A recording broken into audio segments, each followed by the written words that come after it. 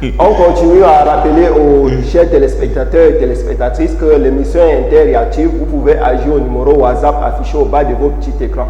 Oustaz, on voulait savoir, est-ce que dans le Coran, est-ce que dans l'alignement des versets coraniques, est-ce qu'il y a en ça un miracle? Comme vous dites que vous avez fait la série scientifique, surtout la mathématique, est-ce qu'il y a des miracles mathématiques dans cet alignement des versets coraniques? Des chapitres ou des versets? Des chapitres. Non, même si c'était les deux, c'est que ça pourrait même aller. Oui, on peut. Le Coran tel que vous voyez, les numéros des chapitres, c'est un miracle.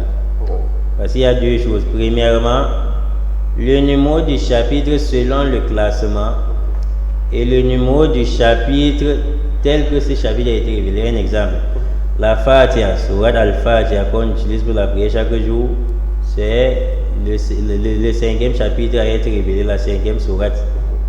Et c'est la première. C'est-à-dire l'ordre du classement dans le Coran, c'est la première. Mais dans l'ordre à laquelle on a révélé, c'est la cinquième. Donc les deux ordres, là, ça forme un miracle.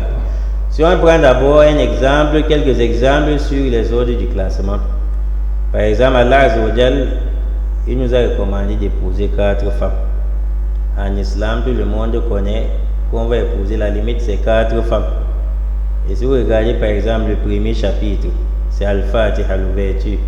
Deuxième chapitre, Al-Baqarah, la vache. Troisième chapitre, c'est Ali Imran, la famille d'Imran. Et quatrième chapitre, c'est la sourate An-Nisa, les femmes. Donc on nous recommande en islam d'épouser jusqu'à 4 femmes. Et le chapitre 4, c'est encore le chapitre An-Nisa, les femmes. Ah, c'est intéressant. Donc Allah recommande dans le Coran d'épouser jusqu'à 4 femmes. Et miraculeusement, c'est le 4e chapitre du Coran. Du Coran, effectivement. Ah, c'est intéressant.